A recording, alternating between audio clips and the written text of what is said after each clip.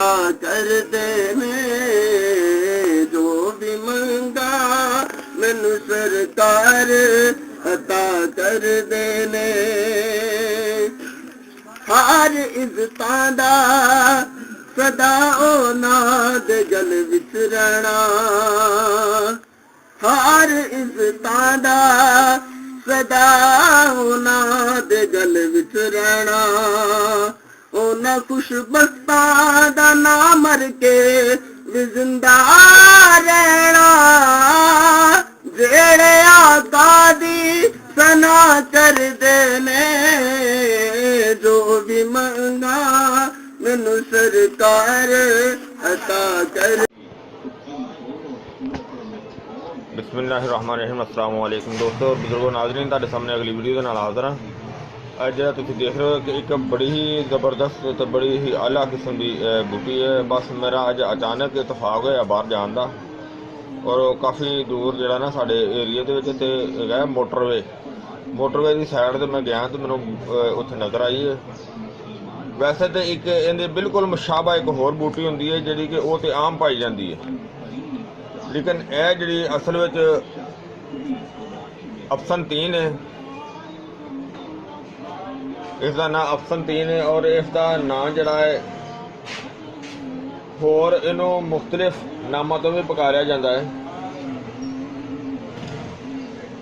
यानी कि फारसी दे विच इनू मुर्दा भी कहा जाता है, और इस तो अलावा होर भी काफ़ी इसका नागमनी भी इनू कहा जाता है। मुख्तलिफ ज़बानों के विच इसका नाम है।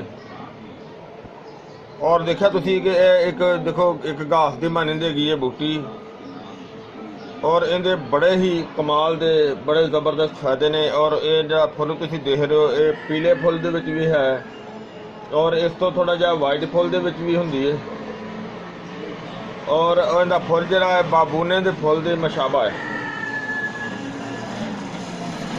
और ये है तो सब्जी माइल है, क्योंकि इनके पत्ते और फुल दोवें और नरम टहनियाँ जड़ियाँ ने ये दुआ दे विच इस्तेमाल होंदियां ने,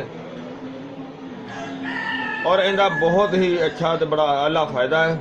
और इनका जायका जड़ा थोड़ा जिहा तलख है, और इनकी तासीर जी थोड़ी जी गर्म होंदी है। और अल्लाह ताला ने इस बूटी दे विच ये पावर रखी है कि अगर खुश्क होए ना, खुश्क बूटी दे विच इस तरह हाथ मार के तो उन्होंने बाहर कर लो तो कुछ देर तक जो हाथ है ना वो भी कड़वा रहेगा, क्योंकि इन्नी इहदे च कड़वाहट होंदी है। लेकिन इनकी कड़वाहट जी ना वो बद जायका नहीं है, इनकी कड़वाहट जी ना वो अच्छे जायके दे विच हैगी है, और ये थोड़े जे बरान के इलाके दे विच ज़्यादा पाई जाती है। और ये मदरे बोल भी है जाके नहीं कि इनका जरा इस्तेमाल है वो पेशाब की अलामत नूं भी बेहतर करता है, और मदरे हैज़ भी है। बलगमी अमराज वास्ते बड़ी बेहतर चीज़ है। अगर इसका अगर जुशांदा बना के बलगमी अमराज वास्ते इस्तेमाल किया जाए तो उसके वास्ते भी ठीक है। अगर इसका शरबत बना के तो वो जरा कि तुहानूं मैं दस्सिया छोटे पेशाब वास्ते, पेशाब की जलन वास्ते भी ये बड़ी बेहतर, बहुत ज़बरदस्त है तो बड़ी अच्छी है।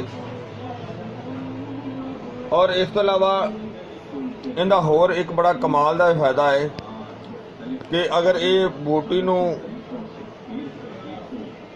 इस्तेमाल यानी कि जुशांदा नहीं हस्यांदा बना के तो इस्तेमाल किया जाए तो ये जिगर के वरम वास्ते भी बड़ी अच्छी तो बड़ी आला चीज़ है। यानी कि जिगर से जो सोज हो जाती है उसके वास्ते बड़ी कमाल की चीज़ है। तो इस तो अलावा इनू बुखार के वास्ते जड़ियाँ भी जो जुज बनाया जाता है, कोई फार्मूला बनाया जाए बुखार दे विच और इनू बराबर दे विच नाल शरीक किया जाए, ये बुखार वास्ते भी बड़ा अच्छा फ़ायदा रखती है और बड़ी जरा ना बेहतर फ़ायदा देती है, और हर एक किस्म के बुखार वास्ते बेहतर है। और इसका होर ये फ़ायदा है जनाब, ये पेड़ के कीड़ियां वास्ते बेहतर है, यानी कि पेड़ के कीड़ियां नूं ख़त्म करती है, मारती है और मार के खारिज करती है। देखो अल्लाह सोने की ज़ात ने एक बूटी में किन्ने ज़्यादा कमाल रखे ने। और मजीद इस तो इलावा ये कि इनका अगर जुशांदा सिर्फ इनू काढ़ के पीता जाए तो ये भुख भी वधांदी है, इहदे नाल भुख ज़्यादा लगती है, यानी कि मैदे की बहुत ज़बरदस्त इसलाह करती है। तो और इस इस्तेमाल करने नाल जिस्म जिहड़ा ना वो खुलदा है, अगर इनका शानदार इस्तेमाल किया जाए तो इस दे नाल जिहड़ा ना वो पसीना भी ज़्यादा आता जिसम में खोल दिए। तो जिस तरह मैं तुहानूं पहले दस्सिया है कि ये वर्म जिहड़ा जिगर दा उहदे वास्ते तो बहुत अच्छी चीज़ है। अगर इसनूं इन्दियां फुल और इहदे पत्ते कुछ मकदार दे विच लैके तो उहनूं तुसीं अगर बदाम रोगन दे विच जला के तो उन्होंने इस्तेमाल किया जाए कन्न दर्द वास्ते तो उनके वास्ते भी बड़ी अच्छी आला चीज़ है। यानी कि कन्न की दर्द वास्ते भी सही है, कन्न की सोजन वास्ते भी सही है, तो बड़ी अच्छी आला चीज़ है। इस तो इलावा होर इनके बड़े कमाल के फायदे ने, वो ये ने कि इनू अगर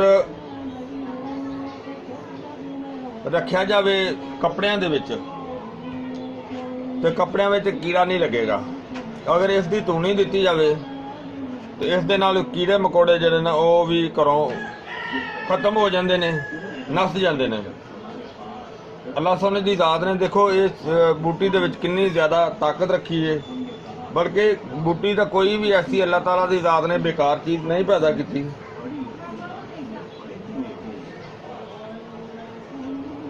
ये इस बूटी के कमालात सन जिहड़े तुहाडे सामने जिक्र किए हैं, और इस तो इलावा भी इहदे बहुत ज़्यादा फवायद ने।